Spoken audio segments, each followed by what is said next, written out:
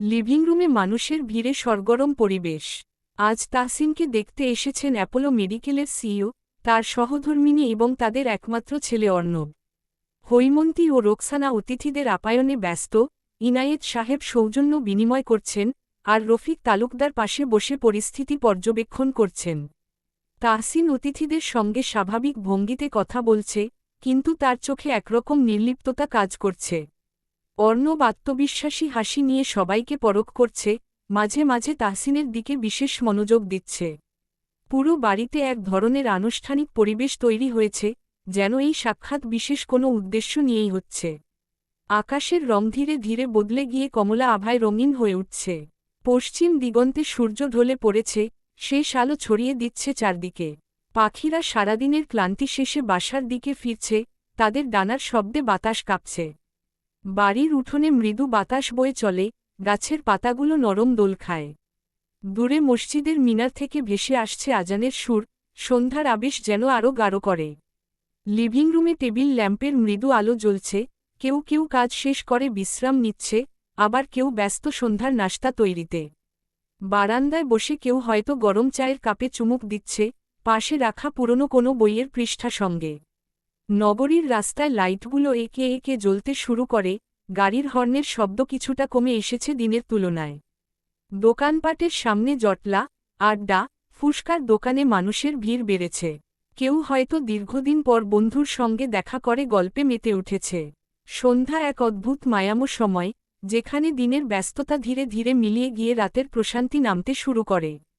Tahsin shopping mall থেকে ফিরে দরজায় পা রাখতেই বুঝতে পারে, বাড়ির পরিবেশ স্বাভাবিক নেই। লিভিং রুমে বেশ কিছু লোকের সমাগম হয়েছে, সবাই বেশ ব্যস্ত এবং কথাবার্তায় সিরিয়াস ভাব স্পষ্ট। সে ভ্রু কুঁচকে চারপাশে তাকায়। মানুষের ফিসফাস, হৈমন্তীর তৎপরতা, ইনায়েত সাহেবের গম্ভীর মুখ, সব মিলিয়ে যেন একটা অদ্ভুত পরিবেশ তৈরি হয়েছে। কিন্তু সবচেয়ে বেশি অবাক করে তাকে অর্ণবের উপস্থিতি। অ্যাপোলো মেডিকেলের সিইও তার পরিবার এখানে। অর্ণবকে বরাবরই সে পাত্তা দিত না, বরং একসময় কটাক্ষ করত। তাহলে আজ হঠাৎ এত সৌজন্য দেখিয়ে বাড়িতে এসেছে কেন? এসব ভাবতে ভাবতেই তাহসিন ব্যাগগুলো নামিয়ে দ্রুত নিজের ঘরে চলে যায়। দরজা বন্ধ করেই সে আয়নার সামনে গিয়ে দাঁড়ায়। তার চোখে ক্লান্তি ভেসে ওঠে। নিজের প্রতিচ্ছবির দিকে তাকিয়ে ভাবে, আমি তো একবার ব্যর্থ হয়েছি, আবার কি সত্যি নতুন করে ভালোবাসতে পারব?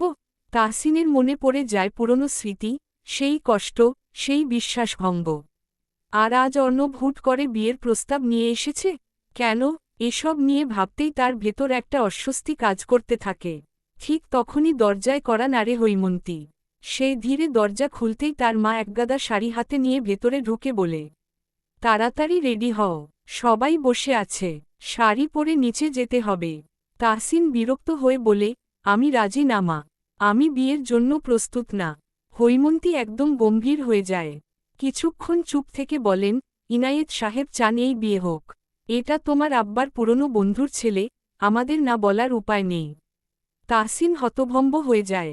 তাহলে তার ইচ্ছার কোনো মূল্য নেই? পরিবারের সিদ্ধান্তই চূড়ান্ত? তার বুকের মধ্যে একটা শূন্যতা কাজ করে। তাহসিন জানে, অর্ণবের সঙ্গে তার সম্পর্ক কখনো স্বাভাবিক ছিল না। তাহলে কেন তাকে এই সম্পর্কে জোর করে ঢুকিয়ে দেওয়া হচ্ছে? তার দৃষ্টি পড়ে হাতে ধরা শাড়িটার দিকে। এই শাড়িটা কি তার ভবিষ্যতের প্রতীক? একটা জীবন যেখানে তার কোনো মতামত নেই, শুধু পরিবারের সিদ্ধান্তই সব। তাহসিন গভীর একটা শ্বাস নেয়। আজ রাতের পর তার জীবন হয়তো বদলে যাবে, কিন্তু সেই পরিবর্তন সে আদৌ চায় কি না, সেটা এখনও সে নিজেই জানে না। লিভিং রুমে জমাট বাঁধা পরিবেশ। আলো ঝলমলে ঝাড়বাতির নিচে সবাই বেশ গম্ভীর মুখে বসে আছে। অর্ণবের বাবা মা, ইনায়েত সাহেব, হৈমন্তী এবং অন্যান্য ঘনিষ্ঠ আত্মীয়রা গভীর মনোযোগে কথাবার্তা চালাচ্ছে। এই আলোচনা যে খুবই গুরুত্বপূর্ণ, তা স্পষ্ট বোঝা যাচ্ছে। ঈশিতা আর ইচ্ছে একপাশে দাঁড়িয়ে আছে, দুজনেই কিছুটা অস্বস্তিতে। তাহসিনকে শাড়ি পরিয়ে নিচে আনা তাদেরই দায়িত্ব ছিল, আর সেটা সফলভাবেই করেছে। কিন্তু তাহসিনের মুখ দেখে মনে হচ্ছে সে এখনও পুরো পরিস্থিতির সঙ্গে মানিয়ে নিতে পারেনি। তাহসিন ধীর পায়ে লিভিং রুমে প্রবেশ করে, আর সবার দৃষ্টি তার দিকে চলে যায়। লাল সোনালি কাজ করা শাড়িতে সে সত্যিই অপূর্ব দেখাচ্ছে, কিন্তু তার চোখের গভীরে লুকিয়ে থাকা সংশয় কেউ ধরতে পারে না। সে কিছুটা কুণ্ঠিত ভঙ্গিতে সামনে গিয়ে দাঁড়ায়, ঈশিতা ও ইচ্ছে তাকে ধীরে ধীরে সোফার দিকে নিয়ে যায়। অর্ণব তখনই উঠে দাঁড়িয়ে তাকে জায়গা করে দেয়, তারপর সে নিজেও বসে পড়ে তাসিনের পাশে।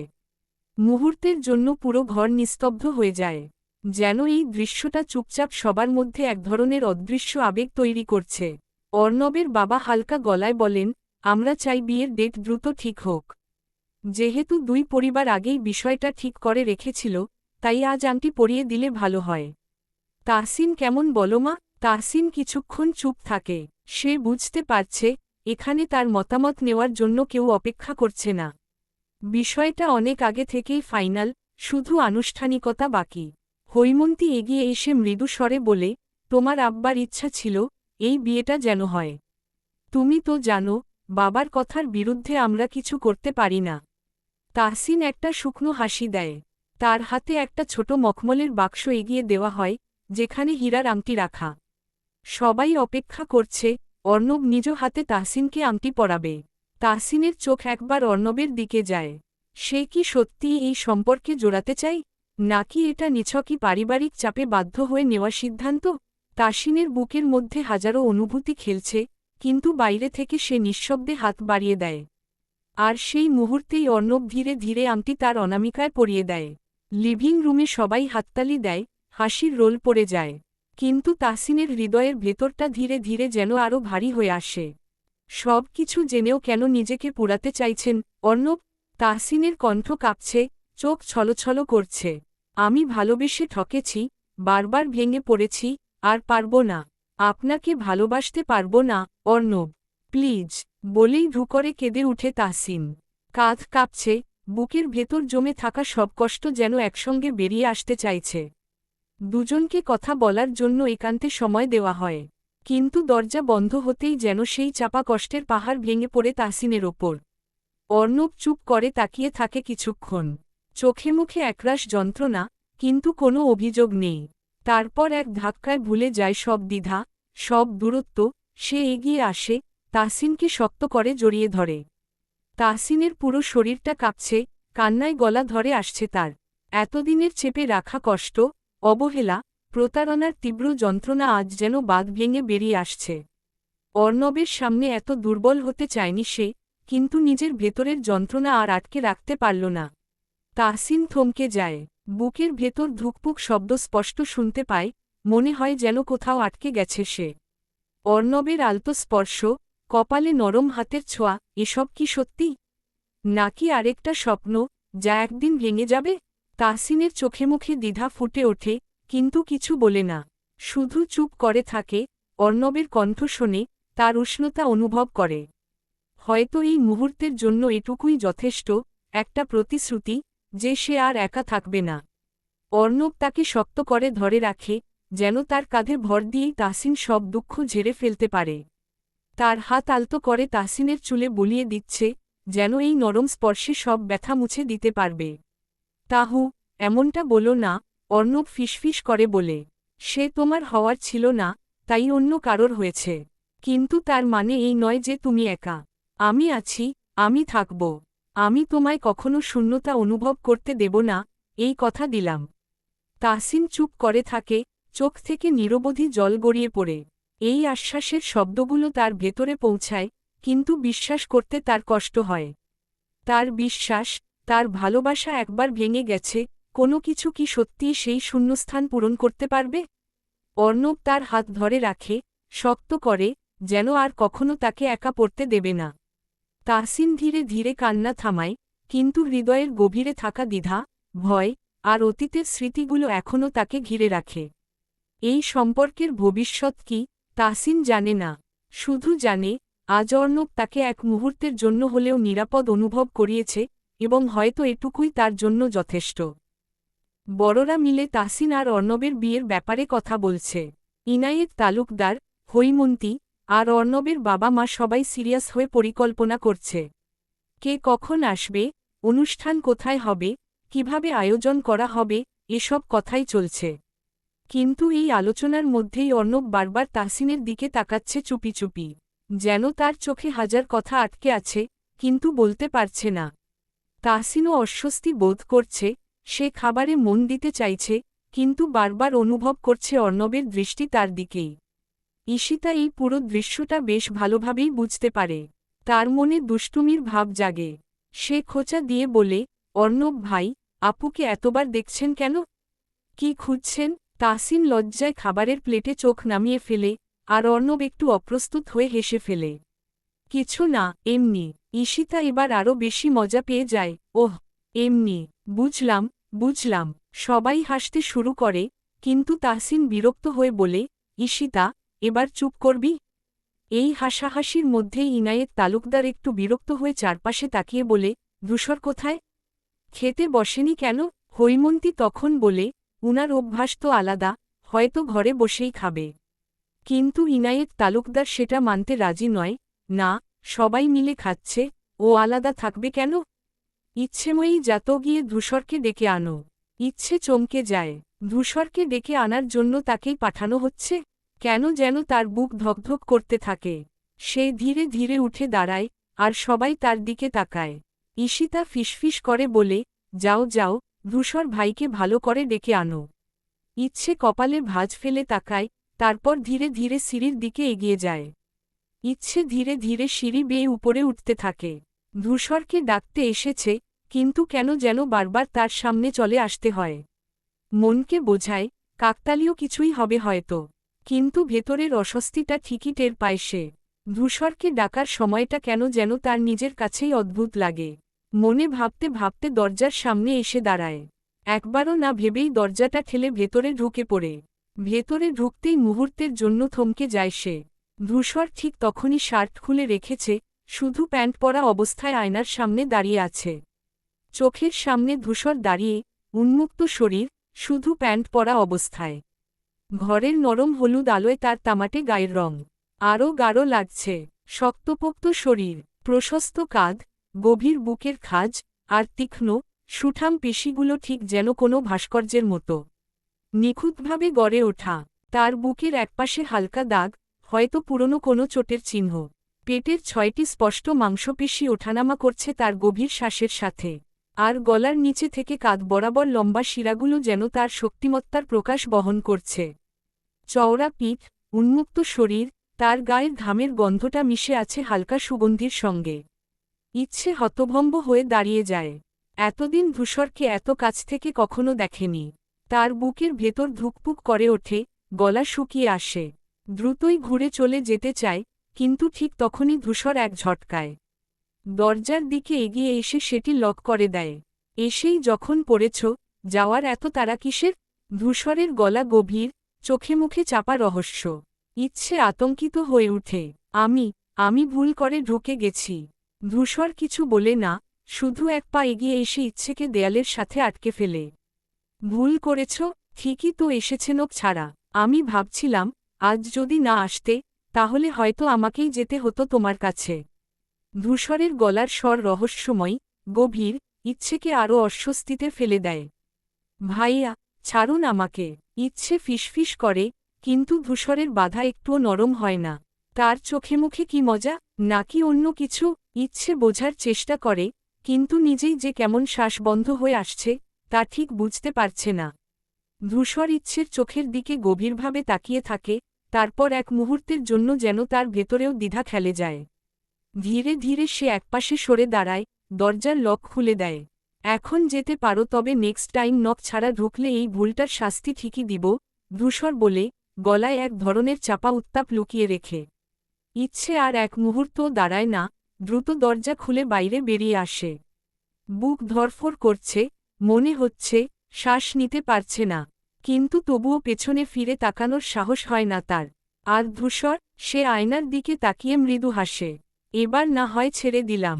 কিন্তু পরের বার। তার কণ্ঠে খেলা করে এক রহস্যময়ী অভিপ্রায়, যার জট ইচ্ছে নিজেই ধীরে ধীরে খুলবে একদিন। রাত গভীর হতে শুরু করেছে। আকাশে কালো মেঘের আনাগোনা, যেন কোনো গোপন রহস্য বয়ে আনছে। চারদিক নিস্তব্ধ, কেবল মাঝে মাঝে শোনা যাচ্ছে ঝিঝি পোকার একটানা ডাক, দূরে কোথাও কোনো নিশাচর পাখির ডানা ঝাপটানোর শব্দ। বাতাসে একটা শীতল ভাব, নিঃশব্দে বয়ে চলেছে হালকা ঠান্ডা হাওয়া, যেন রাতের নিস্তব্ধতাকে আরও বেশি গভীর করে তুলছে। তালুকদার বাড়ির বড় বারান্দায় মিটমিট করে জ্বলছে হলুদ আলো, হালকা দুলতে থাকা পর্দাগুলোয় ছায়া আলো খেলা করছে। চারপাশের বাগানে জমে থাকা শিশিরের ফোঁটাগুলো চাঁদের ম্লান আলোয় চকচক করছে, যেন ছোট ছোট মুক্তার দানা ছড়িয়ে আছে ঘাসের গায়ে। ইচ্ছে ঘরের জানালার পাশে দাঁড়িয়ে আছে, চোখ তার উদাসীন। জানালা দিয়ে বাইরে তাকিয়ে আছে, দূরের নক্ষত্রগুলো যেন তার মনের কথাগুলো বুঝতে পারছে। মনে হচ্ছে রাতের বাতাসও তার অনুভূতি বুঝতে পেরে হালকা করে তাকে ছুঁয়ে যাচ্ছে। বুকের মধ্যে একটা অস্থিরতা, একটা চিনচিনে অনুভূতি, যা সে বুঝে উঠতে পারছে না। ইচ্ছে জানালার পাশে বসেছিল। বইয়ের পাতায় চোখ থাকলেও মন ছিল দূরের আকাশে। সন্ধ্যার আকাশে লালচে আভা ছড়িয়ে পড়ছে, গাছের ফাঁক দিয়ে আসা বাতাসে পর্দা উড়ছিল। ঠিক তখনই দরজাটা ধুম করে খুলে যায়। ঈশিতা উচ্ছ্বাসে দৌড়ে এসে ইচ্ছেকে জড়িয়ে ধরে চিৎকার করে বলে, আমরা কক্সবাজার যাচ্ছি। ইচ্ছে এক মুহূর্তের জন্য কিছু বুঝতেই পারে না। ঈশিতা তখন উত্তেজনায় ওকে নাড়িয়ে দিতে থাকে। তুই চুপ করে থাকবি না, খুশি হবি না? ভাব, আমরা একসঙ্গে কক্সবাজার যাচ্ছি। ইচ্ছে তখনও ঠিক বিশ্বাস করতে পারছিল না। কক্সবাজার কবে ঠিক হলো? এই তো এখনই, অর্ণব ভাই প্ল্যান করেছে। তাহসিন আপু রাজি হয়েছে বিয়েতে, তাই সবাই মিলে একটা ছোট ট্রিপের প্ল্যান করেছে। তাহসিন আপু, আমি, তুই, আর ধূসর ভাইও যাচ্ছে। ইচ্ছে এক মুহূর্তে কল্পনায় দেখতে পেল সমুদ্রের বিশাল ঢেউ, সোনালি বালুকাবেলা, বিকেলের লালচে আলোয় আকাশ আর জলের মিলনরেখা। সে কখনো কক্সবাজার যায়নি, সবসময় শুধু গল্প শুনেছে, ছবিতে দেখেছে। কিন্তু বাড়ির বড়রা, ওরা যাচ্ছেন না, আমরাই যাচ্ছি। বড়রা তো আর আমাদের মতো ঘুরতে পছন্দ করেন না। আর বাবা মা নিজেরাই রাজি হয়ে গেছে। ঈশিতার চোখ আনন্দে চকচক করছে, আর ইচ্ছে ধীরে ধীরে তার উত্তেজনায় গা ভাসিয়ে দিচ্ছে। সত্যি, তাহলে আমাদের কি কি নিতে হবে? সেটা পরে দেখা যাবে, আগে আনন্দ কর। প্ল্যান ঠিক হয়ে গেছে, কয়েক দিনের মধ্যেই বের হব। ঈশিতা খুশিতে আবার ইচ্ছেকে ঘুরিয়ে নেয়, আর ইচ্ছে এবার সত্যিই উচ্ছ্বাসে ফেটে পড়ে। তাদের কোলাহল শুনে পাশের ঘর থেকে ধূসর দরজার কাছে এসে দাঁড়ায়, ঠান্ডা চোখে ওদের দিকে তাকিয়ে বলে, এত চিৎকার কিসের? ঈশিতা হাসতে হাসতে বলে, আমরা কক্সবাজার যাচ্ছি, তুমি শুনোনি? ধূসর ঠোঁটের কোণে এক চিলতে হাসি ফুটে উঠে, তবে ইচ্ছেকে দেখে বলে উঠে, হ্যাঁ, শুনেছি। তবে এইভাবে পাড়া মাথায় তুলে আনন্দ করলে প্লেন ছাড়ার আগেই বাসা থেকে বের করে দেবে। ইচ্ছে এবার একটু শান্ত হয়, কিন্তু তার চোখের তারায় উচ্ছ্বাস স্পষ্ট। কক্সবাজার যাত্রার উত্তেজনা যেন পুরো পরিবেশটাই বদলে দিয়েছে। অবশেষে সেই প্রতীক্ষিত দিন এসে গেল। সকাল থেকেই বাড়িতে সাজসাজ রব, চারদিকে ব্যস্ততা। সবার মনে এক অদ্ভুত উচ্ছ্বাস, যেন এক নতুন যাত্রার শুরু হতে চলেছে। বাড়ির দরজার সামনে গাড়িগুলো এসে দাঁড়িয়েছে। একে একে সবাই প্রস্তুত হয়ে বেরিয়ে আসছে।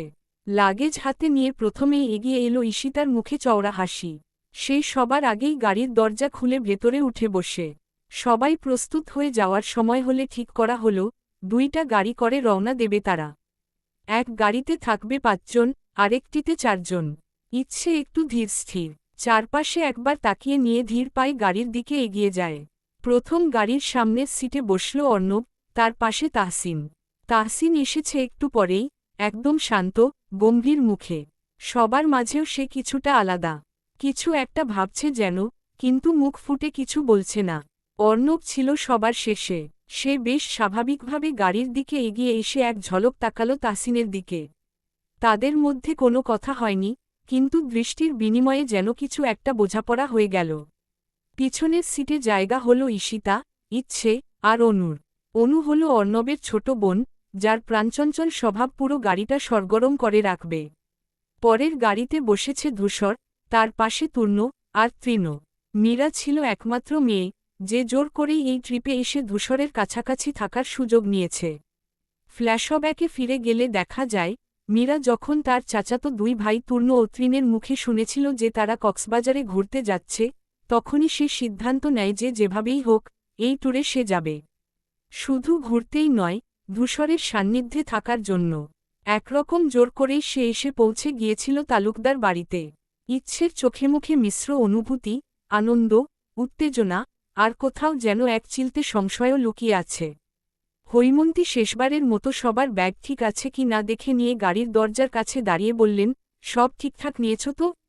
কিছু ফেলে আসনি তো? ইনায়েত তালুকদার হাত উঁচিয়ে বলেন, যাও সবাই সাবধানে থেকো, পৌঁছেই খবর দিও। গাড়ির ইঞ্জিন গর্জে উঠল, ধীরে ধীরে তারা তালুকদার বাড়ির চৌহদ্দি পার করে নতুন এক যাত্রার পথে পা বাড়াল। গাড়ির জানালার পাশে বসে ইচ্ছে মুগ্ধ দৃষ্টিতে বাইরের দৃশ্য দেখতে থাকে। রাস্তার পাশের সারি সারি গাছ, চলন্ত গাড়িগুলো, হঠাৎ করে চোখে পড়া ছোট ছোট দোকানপাট, সবকিছু যেন নতুন মনে হয় তার কাছে। মনে হচ্ছে কতদিন ধরে প্রকৃতির এই সৌন্দর্য দেখা হয়নি। গাড়ির হালকা দুলুনির সঙ্গে বাতাসে উড়ে যাওয়া চুল সরিয়ে নেয় ইচ্ছে। আকাশের দিকে তাকিয়ে দেখে নরম তুলোর মতো মেঘেরা ছড়িয়ে আছে নীল আকাশ জুড়ে। শহরের কোলাহলের মধ্যে থেকেও এই মুহূর্তটা যেন শান্ত, প্রশান্তির। ইচ্ছের পাশে বসা ঈশিতা একনাগারে কথা বলে যাচ্ছে, অনু উত্তেজনায় হাত নেড়ে নেড়ে গল্প করছে, কিন্তু ইচ্ছে এসবের কিছুই ঠিকমতো শুনছে না। তার মন পড়ে আছে বাইরের সেই পথগুলোর দিকে, যে পথগুলো যেন তাকে মুক্তির এক নতুন স্বাদ দিচ্ছে। ইচ্ছের পরনে নীল জিন্স প্লাজো, তার সঙ্গে সাদা স্লিক শর্ট শার্ট, আর গলায় হালকা করে ঝুলানো সাদা ওড়না। বাতাসে ওড়নার এক পাশ উড়ছে, আর বড় বড় কালো চুল ঢেউ খেলিয়ে পড়ে আছে পিঠ বেয়ে। রোদের হালকা আলোয় তার চুল যেন আলাদা এক সৌন্দর্য সৃষ্টি করেছে, চকচক করছে কোমল মখমলের মতো। গাড়ির জানালার কাছে হালকা হাত রেখে বাইরের দৃশ্য দেখতে থাকে ইচ্ছে। হঠাৎ একটা হাওয়ার ঝাপটা এসে তার চুল উড়িয়ে দেয়, মুখের ওপর এসে পড়ে কয়েকটা লক। সে বিরক্তি নিয়ে এক হাতে চুল সরিয়ে নেয়, কিন্তু সেই সামান্য দৃশ্যটাই যেন এক অনন্য মোহময়তা ছড়িয়ে দেয়। ইচ্ছের অন্যমনস্ক দৃষ্টি, হালকা ভ্রু কুচকানো, আর মৃদু ঠোঁট কামড়ে রাখা দেখে ঈশিতা খিলখিলিয়ে হেসে ওঠে, কিরে, এত ভাবুক কেন লাগছে তোকে? ইচ্ছে একটু চমকে তাকায় ঈশিতার দিকে, তারপর মুচকি হাসে। যেন নিজেও জানে না আজ কেন এতটা শান্ত, এতটা মুক্ত লাগছে। হয়তো এই ভ্রমণই তার মনে কিছু অজানা অনুভূতির দুয়ার খুলে দিয়েছে। ইচ্ছের গলায় ঝুলছে ছোট্ট একটি স্বর্ণের লাভ ডিজাইনের লকেট। সূক্ষ্ম নকশায় খোদাই করা লকেটটি একদম সাধারণ হলেও তার গলায় এটি যেন এক আলাদা সৌন্দর্য ছড়িয়ে দিয়েছে। ছোটবেলায় কেউ এটি দিয়েছিল, কিন্তু কে দিয়েছে তা সে জানে না। পরিবারে কয়েকবার জানতে চেয়েছিল, কিন্তু সবাই রহস্যময়ভাবে এড়িয়ে গেছে। তার আজকের সাজের সঙ্গে লকেটটি বেশ মানিয়ে গেছে। সাদা স্লিক শার্ট, নীল জিন্স প্লাজো, গলায় এলোমেলোভাবে জড়ানো সাদা ওড়না, সবকিছুর মাঝেও লকেটটির উজ্জ্বলতা যেন চোখে পড়ার মতো। বাতাসে ওড়নার খেলা, রোদের মৃদু আলোয় সোনালি লকেটের ঝলক, আর তার বড় বড় ঢেউ খেলানো কালো চুল, সব মিলিয়ে এক মোহনীয় দৃশ্য সৃষ্টি করছে। জানালার কাছে হাত রেখে বাইরের দৃশ্য দেখছিল ইচ্ছে। হঠাৎ আঙুলের ডগায় এসে ঠেকল লকেটটি। সে অস্পষ্টভাবে সেটি ছুঁয়ে দেখে মৃদু হাসে। কেমন অদ্ভুত একটা টান অনুভব হয় তার। মনে হয় এই ছোট্ট লকেটের ভেতরেই লুকিয়ে আছে কোনো এক অজানা গল্প, যার উত্তর সে কোনোদিন খুঁজে পাবে কি না জানে না। হজরত শাহজালাল আন্তর্জাতিক বিমানবন্দরে এসে পৌঁছায় তারা, মাত্র 40 মিনিটের ব্যবধানে। গাড়ি থেকে নামার পর একে একে লাগেজ সংগ্রহ করে তারা ভেতরে প্রবেশ করে। Security check, boarding pass, immigration, সব আনুষ্ঠানিকতা ধাপে ধাপে শেষ হয়। যদিও কেউ কেউ এক্সাইটেড, কেউ বা ক্লান্ত, তবুও ভ্রমণের আনন্দে কারো মুখে ক্লান্তির ছাপ নেই। অর্ণব ও তাহসিন একসঙ্গে হাঁটছে, ঈশিতা আর অনু নিজেদের মধ্যে হাসিঠাট্টায় মেতে আছে। অন্যদিকে ইচ্ছে একটু চুপচাপ, জানালার পাশ থেকে রানওয়েতে দাঁড়িয়ে থাকা বিশাল প্লেনগুলোর দিকে তাকিয়ে আছে। ধূসর একটু পেছনে, মোবাইলে কিছু দেখছে, আর মীরা কিছুটা অস্বস্তি নিয়ে ধূসরের আশেপাশেই থাকার চেষ্টা করছে। তূর্ণ ও তৃণ নিজেদের মধ্যে ঠাট্টা মশকরা করেই সময় কাটাচ্ছে। অবশেষে কিছুক্ষণ পর কেবিন ক্রুদের ঘোষণা শোনা যায়, বিমান উড়তে প্রস্তুত। সবার সিটবেল্ট বাঁধার অনুরোধ করা হয়। একেকজন একেক অনুভূতি নিয়ে বসে আছে, তবে সবার মনেই একটাই চিন্তা, একটা নতুন যাত্রার শুরু হতে যাচ্ছে। টিকিট অনুযায়ী সবাই নিজের সিট খুঁজে বসে পড়ে। একে একে প্লেনের মধ্যে ঢুকে সবাই নিজেদের জায়গা মতো বসে গেলেও ইচ্ছে একটু ধীর গতিতে এগোচ্ছে। তার চোখ টিকল নিজের সিটের নম্বরে, কিন্তু মজার ব্যাপার হল ধূসরের সিটও তার পাশেই, এবং আশেপাশে আর কেউ নেই। সবার থেকে একটু আলাদা জায়গায় পড়েছে ওদের আসন। ইচ্ছে কিছুক্ষণ চুপ করে দাঁড়িয়ে থাকে, যেন বিশ্বাস করতে পারছে না এই কাকতালীয় ব্যাপারটা। ধূসর ইতিমধ্যে তার সিটে বসে আছে, গা এলিয়ে জানালার বাইরে তাকিয়ে আছে। ইচ্ছেকে দাঁড়িয়ে থাকতে দেখে ধূসর একপাশ থেকে চোখ তুলে তাকায়, কিন্তু কিছু না বলে আবার চোখ ফিরিয়ে নেয়। ঈশিতা আর অনু একটু দূরে বসেছে, তারা নিজেদের মধ্যে হাসাহাসি করছে। অর্ণব আর তাসিন পাশাপাশি, মীরা কিছুটা অস্বস্তি নিয়ে ধূসরের দিকে তাকিয়ে আছে দূর থেকে, আর তূর্ণ তৃণ নিজেদের মধ্যে গল্পে ব্যস্ত। ইচ্ছে এতক্ষণ দাঁড়িয়ে থাকলেও বসার জন্য এক পাও বাড়ায় না। তার নার্ভাস লাগছে, একদিকে ধূসরকে নিয়ে অদ্ভুত একটা অস্বস্তি কাজ করছে, অন্যদিকে এত কাছাকাছি বসতে হবে সেটা ভাবলেই তার বুক ধুকপুক করতে থাকে। সে বুঝতে পারছে না, ধূসরের এত গম্ভীর উপস্থিতি কেন যেন তাকে অস্থির করে তুলছে। প্লেন ছাড়ার সময় হয়ে আসছে, ক্রুরা এসে বারবার যাত্রীদের সিটবেল্ট বাঁধতে বলছে। কিন্তু ইচ্ছে তখনও দাঁড়িয়ে। ধূসর এবার বিরক্ত হয়ে বলে উঠল, আর কতক্ষণ দাঁড়িয়ে থাকবে, সিটে বসো। ধূসরের গলার স্বর কিছুটা রুক্ষ, কঠোর আদেশের মতো। ইচ্ছে ধপ করে বসে পড়ে উইন্ডো সিটে, যেন ধূসরের ধমকের চোটে সে আর ভাবারও সময় পেল না। হাত দিয়ে ওড়নাটা শক্ত করে চেপে ধরে, যেন নিজেকে সান্ত্বনা দিচ্ছে। ধূসর ইচ্ছের পাশেই বসেছে, একদম নির্লিপ্ততা ভঙ্গিতে সিটবেল্ট বাঁধছে। ইচ্ছে নিজের হাত কাঁপতে কাঁপতে সিটবেল্ট বাঁধার চেষ্টা করতে গিয়ে একটু হিমশিম খায়। ধূসর সেটা খেয়াল করলেও কিছু বলে না, শুধু একপাশ থেকে চোখ তুলে তাকিয়ে দেখে, তারপর মুখ ঘুরিয়ে নেয়। প্লেন টেক অফ করতে শুরু করলে ইচ্ছে চোখ বন্ধ করে ফেলে। তার হৃদস্পন্দন বেড়ে যায়। এটা তার প্রথম প্লেন যাত্রা নয়, কিন্তু আজকে যেন অন্যরকম একটা উত্তেজনা কাজ করছে। জানালার বাইরে তাকানোর সাহসও পাচ্ছে না সে। ধূসর তার পাশ থেকে লক্ষ্য করছিল, ইচ্ছে যে নার্ভাস সেটা বোঝাই যাচ্ছে। ধূসর একটু ঝুঁকে বলে, এই, ভয় লাগছে নাকি? ইচ্ছে চমকে উঠে ধূসরের দিকে তাকায়, যেন সে বুঝতেই পারেনি ধূসর কথা বলবে। চোখ বড় বড় করে বলল, না, আমি ঠিক আছি। ধূসর ঠোঁটের কোণে একটুখানি হাসি দেয়, তবে সেটা যেন ঠোঁটের মাঝেই হারিয়ে যায়। ঠিক আছে, ভয় পেলে বলো। তারপর আবার জানালার বাইরে তাকায়, যেন কিছুই হয়নি। ইচ্ছে একবার ধূসরের দিকে তাকায়, তারপর মুখ ফিরিয়ে নেয়। এত কাছে ধূসরকে বসতে দেখে তার মনে হচ্ছে যেন তার শরীরের প্রতিটি স্নায়ু টানটান হয়ে আছে। প্লেন আকাশে উড়তে শুরু করে। জানালার বাইরে ধীরে ধীরে নিচের শহরটা ছোট হয়ে যেতে থাকে, আর ইচ্ছে অনুভব করে, তার জীবনেরও একটা নতুন যাত্রা শুরু হতে যাচ্ছে, যা সে নিজেও ঠিক বুঝে উঠতে পারছে না। ইচ্ছে জানালার বাইরে তাকিয়ে প্রকৃতির পরিবর্তন লক্ষ্য করতে থাকে। আকাশে মেঘের ঘনতা আর সূর্যের আলো যেন এক অদ্ভুতভাবে মিশে যাচ্ছে। প্লেনের জানালা দিয়ে আকাশের অসীমতা দেখতে দেখতে তার মনে হয়, যেন পৃথিবীটা একেবারে শান্ত হয়ে গেছে। তবে ছবির জন্য ফোনটা তার কাছে নেই, হারিয়ে গেছে কোথায় যেন। এ যেন অন্য এক অস্বস্তি, যা সে সামলাতে পারছে না। চোখে মুখে এক ধরনের হতাশা ফুটে ওঠে। ভাবছিল, কাশ যদি এখন ছবিগুলো তোলা যেত। পৃথিবীর এই অপরূপ সৌন্দর্য ক্যাপচার করা কত দরকারি ছিল। ধূসর পাশেই বসে, কোনো এক ইংলিশ নোভেল বইয়ের পাতা উল্টাচ্ছে। চোখগুলো বইয়ের উপর নিবন্ধ, যেন পুরোপুরি বইয়ের ভিতর ডুবে গেছে। সে একেবারেই ইচ্ছে বা অন্য কিছুর দিকে মনোযোগ দিচ্ছে না। ইচ্ছে তার দিকে একবার তাকায়, ধূসর যেন নিজেকে পুরোপুরি অন্য এক জগতে নিয়ে গেছে। বইয়ের পাতায় চোখ রেখে সে অদ্ভুতভাবে শান্ত, যেন এই পুরো পরিস্থিতিতেও তার কোনো ধরনের উদ্বেগ নেই। ইচ্ছে মনে মনে একটু বিরক্ত হয়, কেন যেন তার মনে হচ্ছে, ধূসর এতটা অদৃশ্য হয়ে গেছে। অথচ কিছুক্ষণ আগেই সিটের পাশে বসে সে যে পুরোপুরি অস্বস্তিতে ছিল, আজ এখন কেমন যেন এত নিঃশব্দ। ইচ্ছে একটু দৃষ্টি মেলে বইয়ের দিকে তাকায়, কিন্তু কিছুই বুঝতে পারে না। ইংলিশ ভাষা তার কাছে কঠিন, এবং বইটা তার জন্য যেন একেবারে অপরিচিত। এমন বই হয় পৃথিবীতে ভাবতেই শিউরে উঠে, মুখ ফিরিয়ে নেই যেন ভূত দেখে ফেলেছে। পুরো যাত্রাপথে অনু এবং ঈশিতা গল্পে মত্ত, একে অপরের সাথে হাসতে হাসতে সময় কাটাচ্ছে।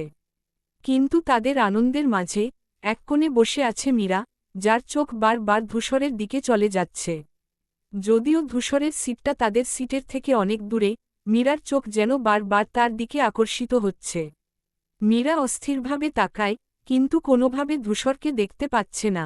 তার মধ্যে এক অস্বস্তি, এক ধরনের আশঙ্কা জন্ম নিচ্ছে, যদিও সে কিছুটা বিভ্রান্ত, ঠিক কী কারণে ধূসর তাকে এতটা উদ্বেগগ্রস্ত করছে।